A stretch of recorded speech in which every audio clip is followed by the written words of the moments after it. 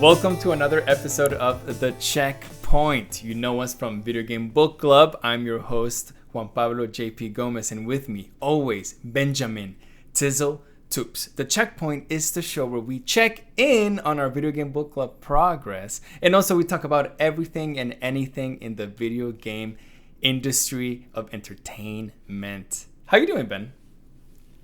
I'm okay. How are you doing? I think that's a better question. Bad.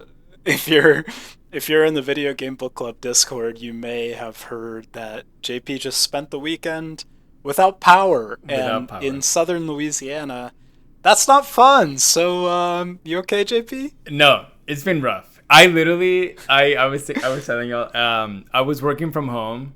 Like the one day I work from home, I never work from home. I always work, at my job. And the one day I work from home, and my people were like, "Yeah, all good." It was a full day of meetings. I was on meetings all day. All of a sudden, cuts off. I have no power, and it lasts not one, not two, but 3 days without power. It was in and out. To be fair, sometimes we would have power for like 6 hours, and then it would go away for like another 12 or something. So, the worst part of it, Ben, I can't play Expedition 33, which sucks.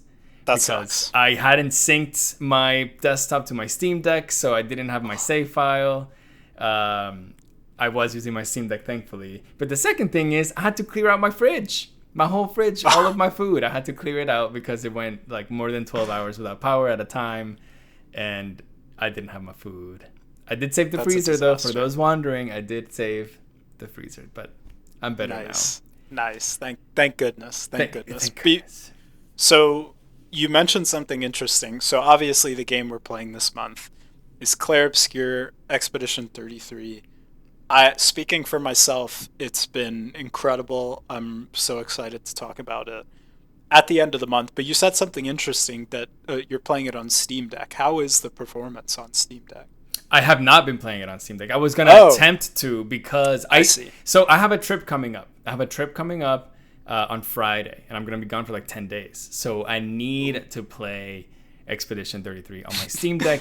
And like about this past weekend, I was checking online on Google and stuff if like the performance has been improved and stuff like that. And dude, the Steam Deck community, they're insane. They're crazy. Like after 2 months, I think, of the game being released, they have a gigantic forum of all the settings that you can like play around with the game that will get you to play at a stable 30 to 45 frames per second with like okay graphics, and you can play the game. And I was thinking, bet, download it on the Steam Deck. I'm gonna have it. It's gonna be great. And then my power went out. I didn't get to test it, so I do have the game downloaded. I will report back after I play on the plane with the Steam Deck on Friday, and I'll let you know if it's good. But let me tell you, Ben, I don't know about you, but Expedition 33 runs really good on my PC. And it looks really good as well. And I don't know about you. This game is good, dude. This game is good. And I can't remember the last time a game came out of nowhere and the whole world just kind of nods and says, yep, this game is sick.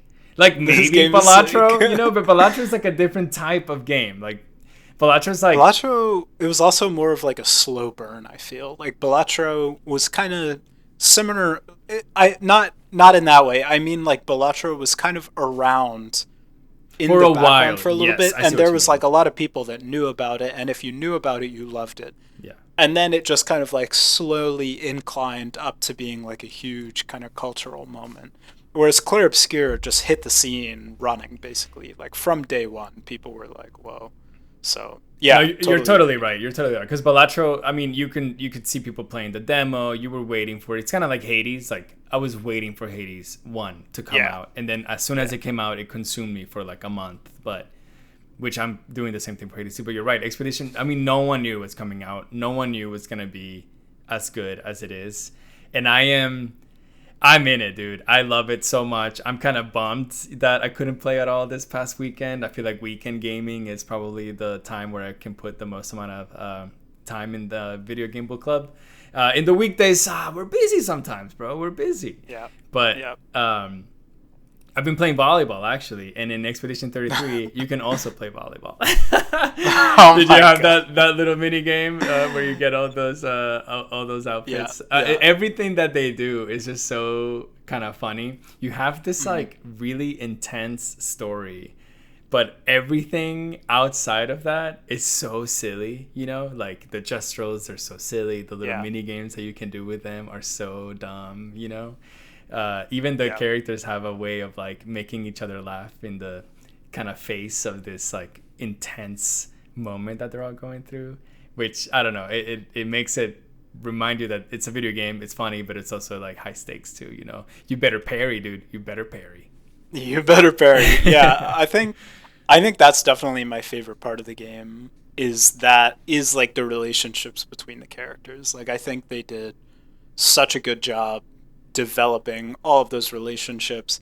It makes it so strong of a story, and that's not even talking about the rest of what makes this game great. But yeah, like you, I was totally lost in this game for pretty much a month straight. I finished it. So actually, I finished it properly a couple weeks ago, and since then I've been kind of doing some of the more late game content.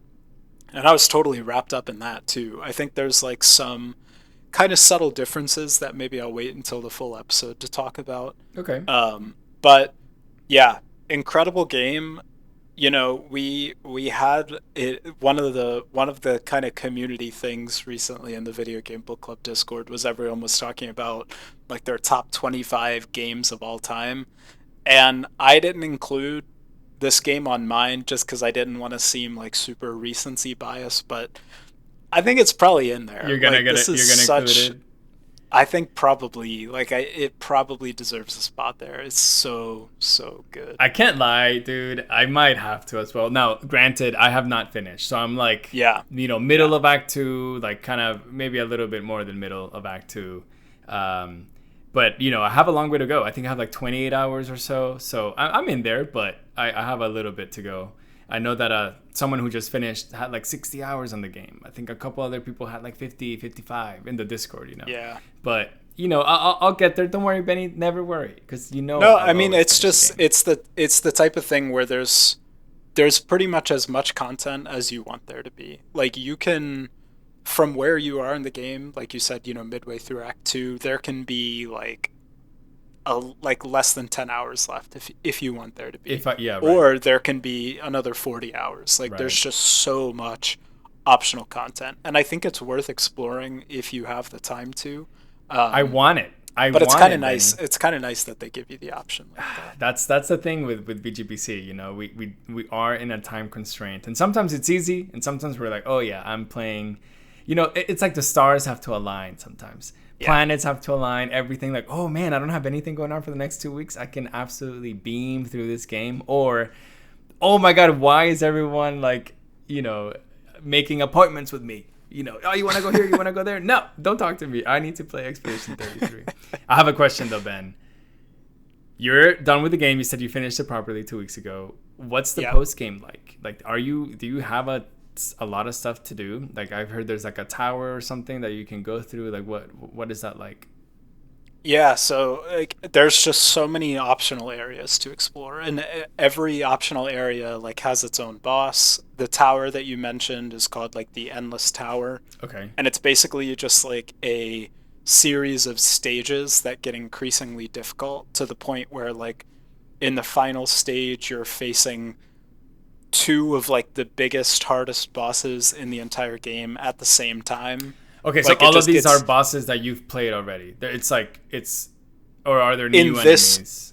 In this instance, yes, but there's also new bosses that you haven't seen. Oh, that's fun. So there's a ton of post game content, and it's very worth exploring. But you kind of have to like play the game a little differently if you want to explore it.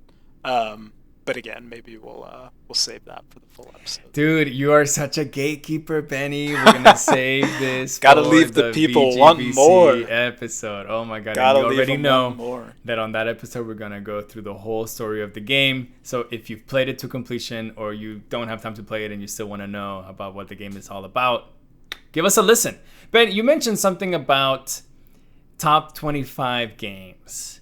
And there's been a Yeah. lot of conversation recently in the community about what our top 25 games are. Now, we can't go through all 50 games between the two of us, Benny. So what I'm going to ask you to do is, Benjamin Tizzletoops, what are your top 5? What is your top 5 game list of all time? What are your favorite 5 games of all time? That's a big question. Yeah, so this absolutely swept the Video Game Book Club Discord. I think it started, one person, I forget who, just like kind of mentioned, hey, people are doing this thing where they share their top 25, and then they sent theirs. And it was like, oh, that's cool, I'm going to do mine. And then someone else sees it, oh, I'm going to do mine. We had so many people chiming in, doing their top 25 list, and I loved it. I loved getting that.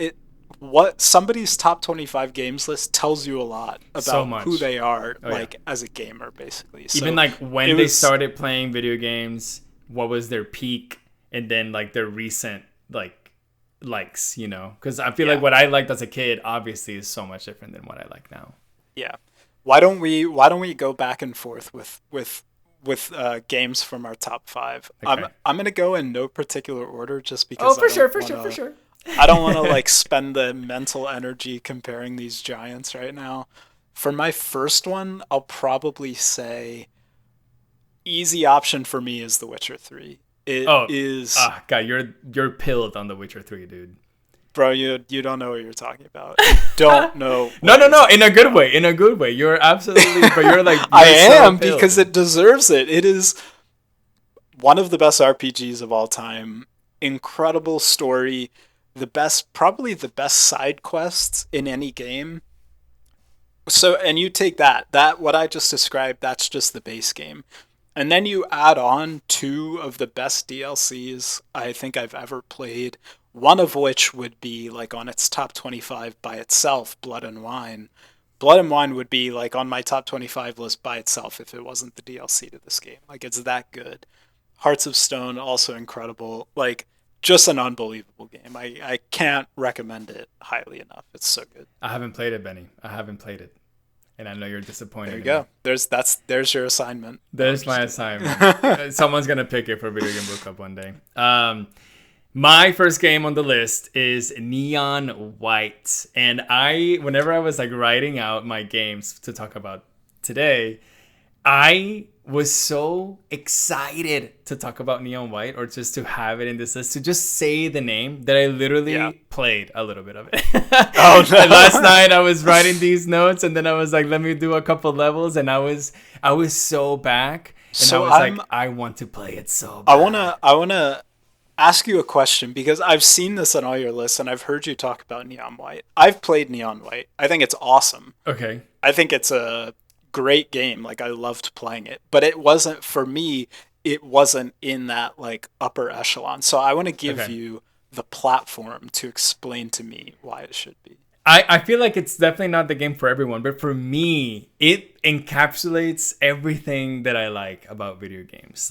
It is straight up fun, extremely challenging, and you can squeeze so much out of it if you really want it. So the way, if you're not familiar about Neon White, the way it works is basically an FPS parkour speedrunning level game where your character has a goal. They need to get from point A to point B in this FPS parkour kind of crazy looking I don't know, maze between buildings. You're flying.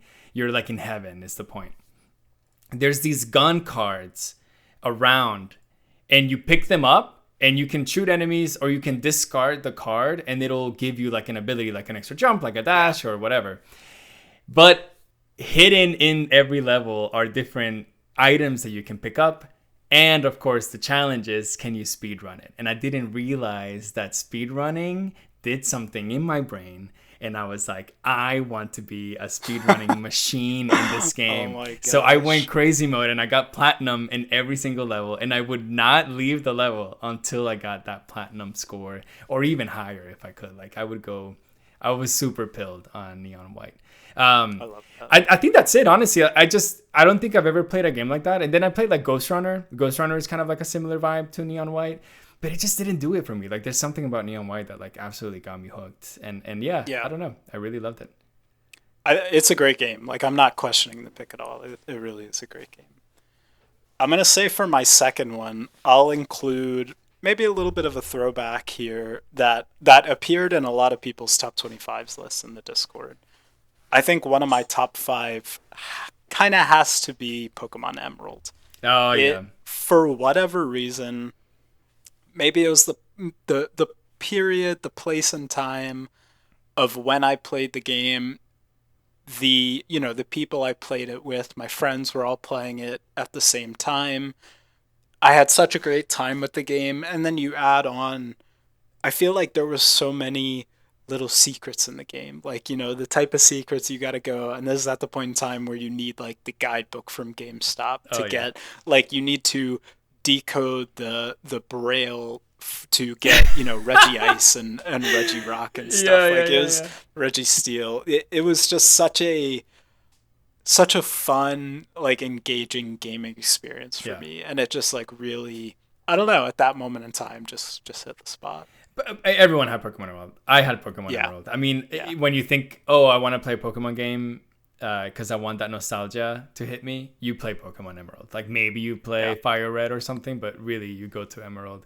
Such a good game. I don't have it in my top five, but it was on my top 25 100%. The second game in my top five, I'm going to say Slay the Spire. I love Slay the Spire. Every game in my top five represents like a different type of game that I like. And Neon White was that like super unique game that I don't really seek. It gave me the perfect game, and I'm super happy with that.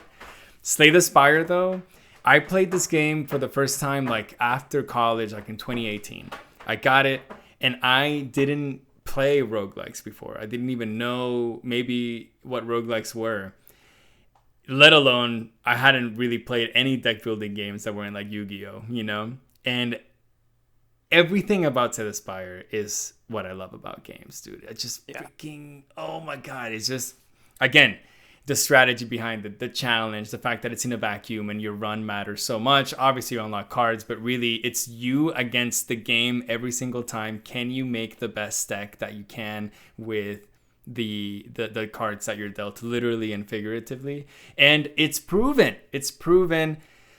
There's people that do like streams where they do back to back to back to back to back Ascension 20 wins, rotating characters, and they win and they win. And like people that say that luck was against you, no, dude, we're just not as good as the game wants us to be, and you just need to be programmed in a certain way to break the game. And it just itches my brain like that. I love it. Yeah, that's one of those games I'm keeping in my back pocket. I played it a little bit. I've never like fully dove into it, but I know it's there. Like, I know if I'm ever in a rut, I've got nothing to play, I know Slay the Spire's there, and Oh, it's the best. I'm excited to one day get into it. Hell yeah, hell yeah. I'm gonna say for my third pick, I feel like I have to include something from FromSoft. And I think for me, that's Sekiro. I Of think course that it is. You're a you Sekiro can probably boy. guess You're a that Sekiro if you boy. know me. Yeah, you can probably guess that. It's so good, dude. It's so good. Another game I've never played. Another game I've never played. A game you should play. Like, it is just it. There is something so, like, I want to say special about the combat system they designed in the game. It is so fun, so engaging with the parry. It feels like everything, like, every FromSoft game, every fight feels like life and death, right? But the parry system, it feels visceral. It feels like, man, when you nail the timings, when you nail it, and you build up the enemy's stance meter and you get the break attack, oh, it feels so good. The bosses, unbelievable. It's kind of a very unique game. In a lot of the other FromSoft games, you've got kind of the supporting items where, you've got the pots in Elden Ring, or the perfumes or whatever. But in Sekiro, there's this whole skill tree of these ninja tools, I think they're called, that are so unique that you can kind of incorporate into your combat in really fluid ways. It just, man, Sekiro just like itches upon my brain in such an incredible way. I absolutely love playing it. Oh yeah, Benny. I need to play it. I also have a FromSoft game. We're Souls boys. And for Yeah. me though, my like best experience in the Souls like and FromSoft type of games was Dark Souls Remastered. I this represents that kind of Souls game, Metroidvania-ish. Obviously, it's not a Metroidvania, but like, kind of is a little bit in the 3D space, I guess. But that first time you play a Dark Souls game or a Sekiro, any FromSoft, and you don't realize like the tension that you get from playing the game, the tension of, can I make it to the next bonfire? I have so many souls on me. Also, I don't even know if I can make this route again because I like was super lucky against an enemy or like I don't even remember which turns I took. Oh, exactly. I was like, how do I get back here? And you don't get that again from any other game because then the chemistry of the game. You know that like it doesn't really matter if you lose 1,500 souls because 1,500 souls is nothing, But the first time you play, it's so much. You're used to not losing your stuff. You're used to if you die, there's not a lot of consequence. Here, dying is such a consequence. But that's like that first stage when you play FromSoft games. And anyways, it just can never replicate that tension from that game because then you play Dark Souls 2, 3, Elden Ring, whatever, and you don't really care about dying anymore. You love the craft of the game, but the first game that you play, whether that's Sekiro, Demon Souls, or all the other ones, gives you that tension that you cannot replicate again. It's so good. Yeah. I'm going to do my 4th and 5th as like a package because I feel like they're very similar. Is it the Witcher 3 DLCs or? No, it should be. It should be. No. So I'm going to say the first one is Uncharted 2 Among Thieves. Okay. I think this was, Naughty Dog is famous for how cinematic their games are, right? Sure. And for me, playing Uncharted 2, it was the first game I really played, prior to maybe playing this game around this time. I feel like most of my gaming history was like GameCube, Game Boy, kind of stuff like that. Like, some great games on there, but nothing truly cinematic like this. And I played Uncharted 2, and if you're familiar with the game, you've got the opening scene. Nathan is hanging off a train in the Himalayas. It looks like a movie, and to me, like for when this game came out, the visual fidelity, the graphics look unbelievable. It looks like a movie. It plays like a movie. This was the first game that like woke me up basically to what games as a platform could be. So it holds a really special place in my heart from that perspective. And then off the back of that is The Last of Us. That is that is number 5 on my list, and it's because it has all the same cinematic elements, but I think this game woke me up to what an emotional vehicle games can be. Sure. Like The Last of Us is probably the first game I played where I like felt like crying when it was over. Like I don't feel like I had experienced a game like that before I played The Last of Us. Maybe I'm forgetting some, but man, just such an emotional roller coaster. Obviously with The Last of Us 2, it gets a little more controversial maybe, and people's opinions start going, all over the place, but The Last of Us, the first game, just unbelievable. It like shaped so much of, how I think about games and narrative storytelling within games. So yeah, love it for that. I love your list, Benny. I love your list. My 4th game is my ode to the indie games, to games that make me want to cry, and it's Death's Door.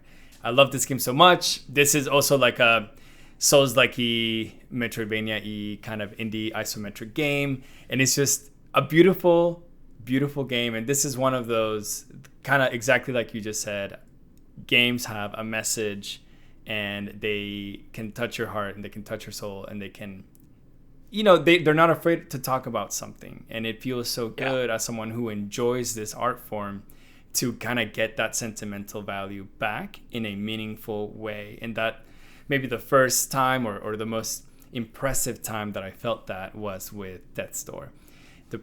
Why? It's because they can talk about death in such a beautiful way, and it's one of those first games that like you fight a boss and you fight like an enemy and someone evil, quote unquote, but they don't portray them as evil. They just portray them as like souls that need to be released, and people that like have a family, have loved ones, and it's good to free their soul back into whatever ethereal plane you believe in. But I don't know, it's really beautiful. You actually, in the first boss that you beat, you have a funeral for them where all of the people gather and you like say a couple words and you have a little funeral for the boss. Like that was I was like, what is going on right now? Can you imagine beating Ornstein and Smo and having a funeral for them in Dark Souls? Like, no, that would never happen. What the hell? So I love that. I don't know. It was just beautiful. And then my last game is the ode to the JRPGs, and I put Persona 5.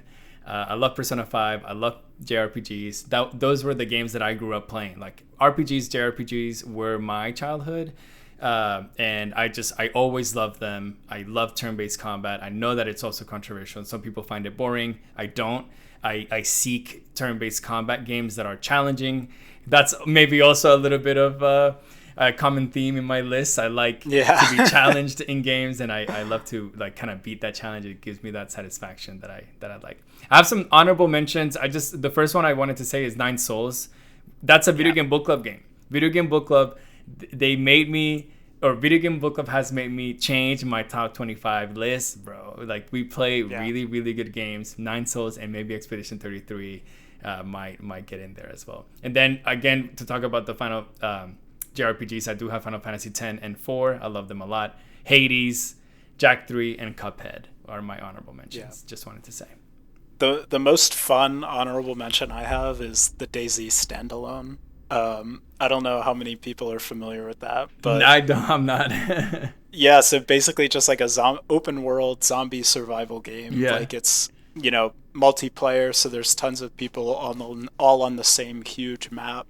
There's like voice comms, so you can talk to people. But the reason it's on my list is because when this game came out, so DayZ Standalone famously has been like early access for like over like close to probably like 15 years at this point. It's ridiculous. But when it first came out, so DayZ was originally a mod on the game Arma 2. And then a group of developers said, okay, we're going to make a standalone version of DayZ. Oh, that's why it's called standalone. Okay. Right. I was confused. And so when it first came out as a standalone, it was in the roughest shape possible. It was like, a zombie would be standing 20 feet away from you and then teleport on top of you and kill you. Or you try to climb a ladder and you glitch out, fall, and like break your character's legs or something. Like it was just, there was like, it was ridiculous in such a ridiculous space. But in spite of that, I played the DayZ standalone for the first time in, I want to say the 9th grade, right when it came out, like the day it came out, with a really good friend of mine.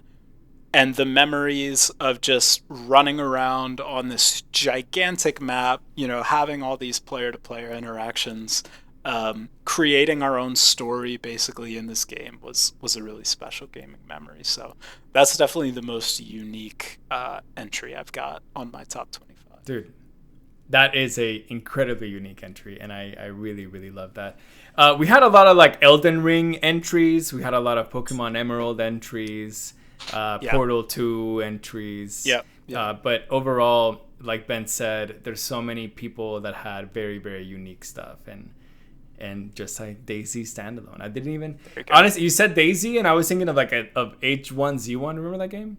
Yeah. That was kind of like a similar spinoff. The pre-PUBG game. Okay, Ben, give me a hum. Little like a hum. What? Like a hum? Mm-hmm. Like a tune, like a hum. Welcome to a mini video game book club. Oh my god! The mini show where we mini pick a game that we play and complete every single mini month. Ben, come on, you gotta get with it. You didn't even let me do my intro. You didn't even let me do my intro. No, you're good. Go ahead. Welcome to a mini video game book club where I played a mini video game this month and I played A Short Hike.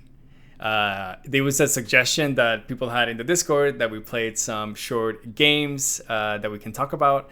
And one of the ones that I played that was very highly recommended was A Short Hike. And because of the power outage, which we've talked about, I was able to play that bad boy on my Steam Deck. And so I was very happily accompanied by Claire, the little protagonist of this game. You play as Claire. You're a little bird. And Ben, imagine like a low poly, like kind of like Animal Crossing in the DS, GameCube kind of era type visuals. And you're a little bird. It's just as colorful. The people in the game are kind of very remind you of villagers in Animal Crossing. And you're in an island.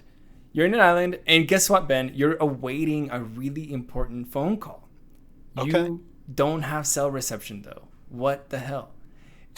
How can you receive this phone call if you don't have cell reception? Sounds familiar to what's been happening. It's true, bro. I was relating. And so you talk to your aunt, the park ranger in the island that you are right now. And she's like, Claire, just climb up the mountain. And when you get to the top of the mountain, I'm sure that you'll get some cell reception. So you spend probably 90 minutes to 2 hours of this game just kind of walking around and flying around and running around and jumping around this beautiful little park mountain island situation where you meet a lot of different characters that are hilarious, and you just have this like very beautiful zen moment playing this game. The island is a lot bigger than you think. Even though it's a 2-hour game, you can get lost so easily because you have no way of navigating. There's no map or anything except you have a compass, but you can't really like move the camera around to point north if you want to, if that makes sense. It's kind of fixed, and maybe like if you go around a corner or something, the camera will move to another fixed location, but you can't really move it.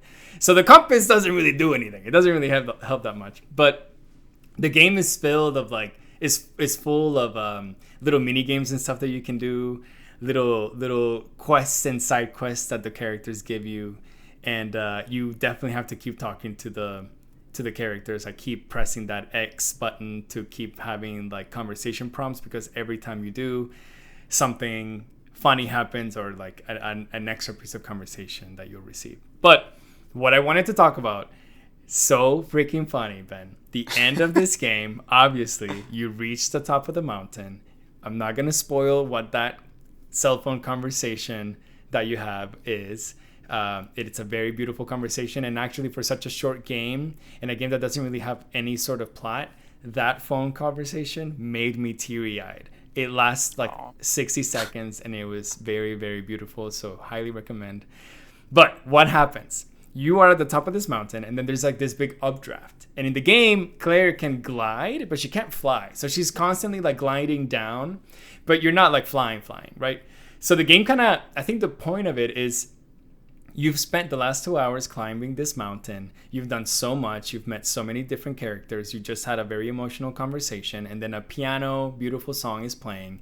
And the game just wants you to take your time, glide down, take a look at the mountain, at everything that you've accomplished in the last 2 hours, and then just land gracefully where your aunt is, tell her good night, and then the game is done.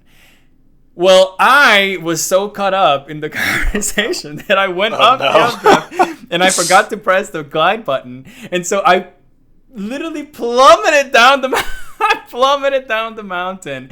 I didn't get any satisfaction of the whole climb that I just did. And I landed in the ocean, and I just literally, I was showing my wife the clip of it yesterday because I recorded it. I just like plopped down in the water, and I had to like swim, get on shore, talk to my aunt. And she was like, how was your hike? And in the moment, I wanted to be like, going up was good. Going down, not so good. Not so good. And then the game ends. I have a question. Go ahead.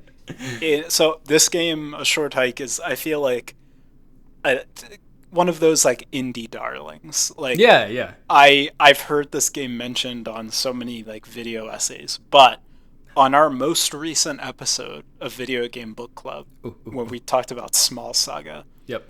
Joe introduced us to the revolutionary gaming metric of quality gaming moments per minute. Ooh. So I need to ask you, does a small hike knock off Small Saga as the pinnacle of the quality gaming moments per minute It's metric? a short hike. Actually, it's a short hike, Ben. Does it beat it in quality gaming moment per minute? No. I think Small Saga probably has a higher quality gaming moment Wow. per minute, even though it's a longer game. It is pretty high quality. A short hike is very high gaming quality per minute, but I think the beauty of a short hike and the beauty of those like 2 hour games or so is that they allow you to separate reality from the video game. Like you literally play it a short hike, you can play it in front of your partner, in front of your friends, or with your kids if you have a family. Just put it on the TV and just play it for a couple hours, and people can walk in and out and watch you play. And it's just zen. And there's no stakes at all. It relaxes you. It's a perfect Sunday afternoon type of game. And sure, it's not the intense, combat heavy, narrative heavy, like intense conversation and things that you have to politics that you have to think about, like Small Saga. Yeah, But instead, you just have this like really zen, calming moment, and that's what it's all about, dude. It was really, really I great. love it. I gotta play that game. It's a game I've heard about for so long. I gotta make some time and play it because I know it'll be a lot of fun. The game I have been playing outside of Clair Obscur, which it's been mostly Clair Obscur. Yeah, Like I've it's been, gotta, yeah, mostly. mostly that. But the one game I've played a bit outside of Clair Obscur is probably like the polar opposite of a short hike, and that's Elden Ring Yeah. Nightreign. Oh yeah. So obviously Nightreign came out a couple weeks ago at this point. It's pretty much co-op Elden Ring. It's a really weird combination of like co-op Elden Ring and like Fortnite, and like there's just so it's very odd, but it works really well. It's really fun. Yeah. It essentially, think of it as like you drop into like the Elden Ring map like you would on like a Fortnite or a PUBG or something like that. And then you've Is there a got battle bus? no, you fly in on these like spectral hawks. Basically, it's Oh, crazy. boo. There should be a battle bus, but Thank the driver. right. But yeah, you fly in, you've got, a set period of time to gather as many weapons as possible, find it has the same like build system as like an Elden Ring with like, attributes and stuff like that. So you're looking for, the best weapons that line up with your attributes and your build. There's some different kind of character archetypes you can choose from that I tried a few of. They're pretty fun. Um, and I think the main draw, so you've got like, I think 11 minutes, 10 minutes to kind of make your build, and then you have to face a boss. And then if Okay. you beat that boss, then you've got more time and you kind of try to improve your build further, level up, and then you face another boss. And then Hmm. if you beat all those bosses up to that point, then you get to like a stage boss. And that's like a big kind of think like, mainline boss in like an Elden Ring, like a Okay. Radon or something Are like there that. other bosses from other games in there? I think there's potentially some. I haven't explored enough to say. I know there's like nods to other games Okay. from like the FromSoft IP. I'm not sure if there's any bosses taken directly from other games. There's like costumes and stuff you can wear from the other games. But there's a ton of like new bosses that have been really Oh, cool to okay. explore so far. So it's not just like Elden Ring, assets in a new format. It's a lot of that, but Yeah. there's a lot of really interesting new kind of classic FromSoft bosses, and they designed some of those bosses around like the co-op aspect of it. Like the first boss a lot of people will probably play is this like three-headed wolf. So, obviously you have three people in your party, so you're kind of surrounding it, beating up on it, but then it'll enter a phase where it splits into 3 separate wolves, and then Oh, it becomes like a that's fun. solo fight for a bit, and you're kind of on your own. Um, so it's pretty cool how they incorporate a lot of that co-op aspect. I would definitely like to play more of it. I've only played a bit of it. I think I've only beaten 2 of like the mainline bosses so far. Okay. Um, but I think it could be a good opportunity. Maybe a little Buena de Games video game book club stream. Oh Play a little shoot, Nightreign. we should probably do that. There's been some people in the Discord trying to play with us. One Yeah. in particular, our boy Yax. Um, we got to do some streams. We We were have to. gonna play, I and then think I lost power, bro. yeah, God, yeah. I think a Nightreign stream would be a lot of fun because I it really think would. it would be very chaotic for sure. Ben, I have a couple questions about Okay. because I haven't played it. I got the game because we have talked about Ben and I about playing and streaming it and stuff. Yes. This is a roguelike, right? Like people are not Pretty saying that, but much. it's basically a roguelike, isn't it? Yeah, there is like permanent upgrades, but they I think they should have gone heavier in that department Oh, okay. in my opinion. The permanent upgrades basically come in the form of like little talismans that you can equip that just give you like pretty negligent buffs. I see. So you would rather like better meta progression every run that you can do. Is that I what you're would saying? rather that, but I think it would make the multiplayer integration more difficult. So I don't know. Maybe it's something I have to come back to once I've like kind of completed the game, quote unquote. But yeah, it is a roguelike though. Okay. There's roguelike elements, but I think one of the big critiques I've seen of the game so far is that the roguelike elements like aren't really enough, I guess. And so as people that who have played Elden Ring, what's the draw with Nightreign? My personal draw is just new bosses, right? I Okay. think new bosses and like the kind of co-op aspect of it. Um, and like the like Fortnite fog system where there's this circle on the map that you have to reach within a certain time frame is like it's a really unique twist to put on a game like Elden Ring. Like it changes the way you have to think about a lot of stuff because you're sitting there like, okay, what I know I have to get to this area before the Hmm. fog comes. I know for a fact that there's like an optional, world boss over here that could potentially, get us a level up, but do we have time to make it? Maybe not. Like Mm, when yeah. I was playing it with friends, there was a lot of those moments where it's like so marginal and you have to like make the call in real time. And so I think it's a cool kind of development of like the typical FromSoft style game. But for Gotcha. me, I think the main draw is number one, the co-op aspect, and number two, just more content, basically more More Elden Ring content. FromSoft bosses, which is what they do best. What about like do you feel the high paced nature of the game and like the go go go go go nature of the game, which is kind of like a little bit opposite in terms of like Souls games where you kind of want to take your time because Yeah, maybe not want to take your time, but you want to explore everywhere and you want to kind of go slowly because you're nervous and you have that tension that the Souls games can do super well. How do you feel yeah. about that like dynamic that it's really not like that anymore? It's can you clear the map as fast as you can basically to get the most rewards. Yeah, it's definitely like the tension is still there. It's just a Okay. different type of tension. The tension is still there because of like the timer system on the game, basically. So the tension is there. It's just in a different form, maybe. And yeah, I don't know. I think like it doesn't really feel super at odds with the other types of FromSoft experiences when you're playing it. Like I think it feels streamlined maybe is the better way to put it. Okay. Like it doesn't feel super maybe frantic in the moment. Like you're not trying to clear the whole map. You're trying to like focus on a couple specific areas and oh there's this special area that opened, let's dedicate our whole run to go and clear that area basically and we'll like, kind of build off of that. So Yeah. it's not as frantic as it might seem.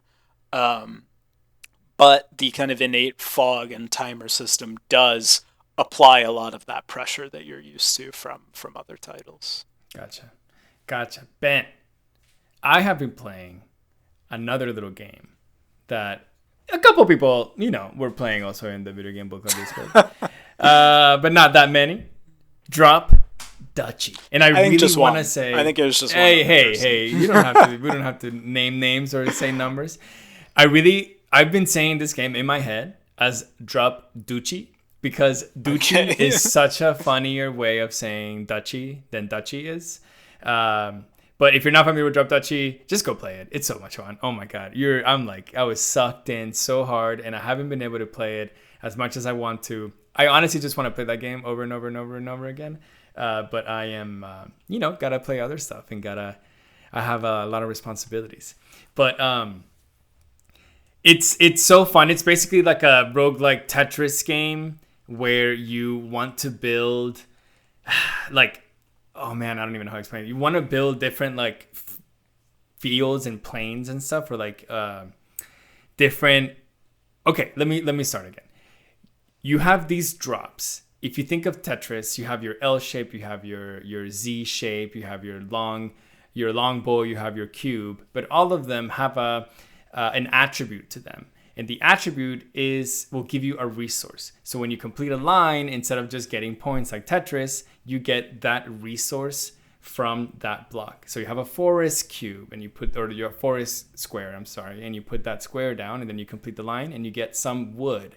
With the wood, you can upgrade cards because on top of the Tetris pieces, you put some settlements, and your settlements will give you some sort of reward, either by giving you attack points that you'll use at the end of the phase to fight the bad settlements, or will give you extra resources, or will manipulate the board in your favor or the way that you want to manipulate it.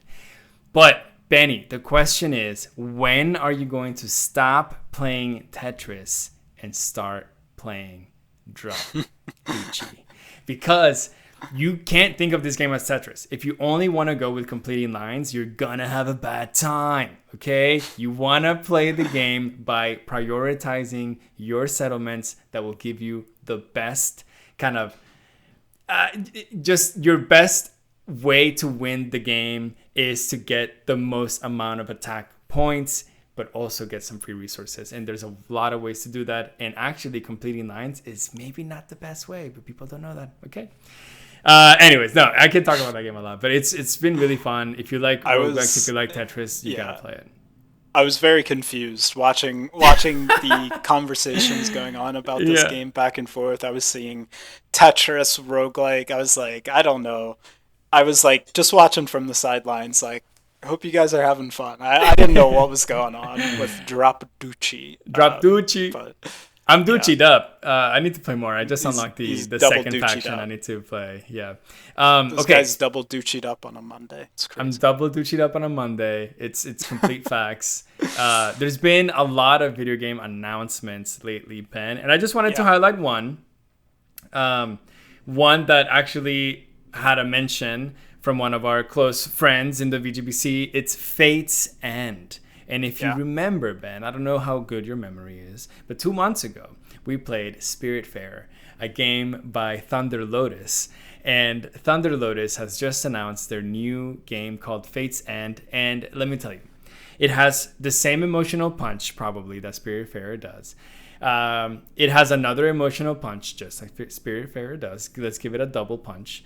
And it looks like a sort of fighting game. Like you fight your either relatives or ancestors or whoever is related to you that you have a lot of love for. You have to fight them in this game. Why? We don't know yet. But after you fight them, when you defeat them, your skill tree is your family members. Your skill tree is your family tree. So as you defeat your, again, relatives or whatever, you get their abilities, and then you go and you keep going to the next fight. It seems slightly Metroidvania-y, but it doesn't seem super platformy. So we still have to wait and see how that's gonna go. But Fate's End. Watching the trailer for this, I was really intrigued because I feel like Spiritfarer was such a mechanically simple game. Sure. And that's not, not simple as an insult, but it was No, just but like it is. very. It is. Yeah, it didn't require complex mechanics. So after playing a game like that, I'm really interested to see how this studio does like a more combat heavy game. And what you just described with the family tree component sounds like a really cool angle. So yeah, Definitely. I'll definitely be kind of watching and seeing how it goes. Maybe a future video game book club game. We'll see. Maybe so. The only other like big piece of kind of gaming news, I guess you could call it, is obviously, the launch of the Switch 2. Mm-hmm. I think the Switch 2 launch has been kind of a whirlwind of like a bunch of different things. It was announced a while ago, prices and everything. People, speculating about prices and everything. The cost of the games obviously has been a big talking point. Yeah. $80 is pretty crazy. But it's out. The Switch 2 is out. People have the console in their hands, and not really much to play from what it seems like. One game, Classic Nintendo. Yeah. Mario Kart looks fun. Probably doesn't, keep you hooked for that long. But yeah. How jealous are you of the people that have the Switch 2? Not very. I was gonna say not one bit, to be honest. No. Like, I'm totally cool on that. No, like I'm sure I will be at some point. Like it's Nintendo. Sure. They're gonna put out a game in the next few years that is akin to a Breath of the Wild or a Mario Odyssey. They're gonna have a Mario Odyssey. They're gonna have a new Fire Emblem. They're gonna have the new Metroid. They're gonna have a new Zelda. People are gonna want to play those games 100%.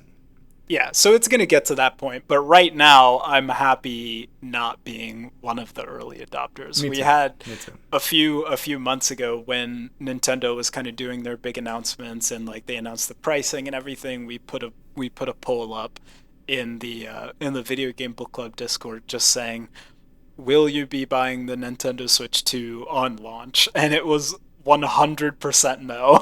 So maybe some people have changed their mind. Maybe some people are playing. But yeah, for now, I think I'm happy waiting a little bit for the Switch 2. I think I'm happy waiting a little bit too. But yeah, I definitely can see that. I'm gonna want. The thing is, Nintendo sells you their hardware because you want to play their IP.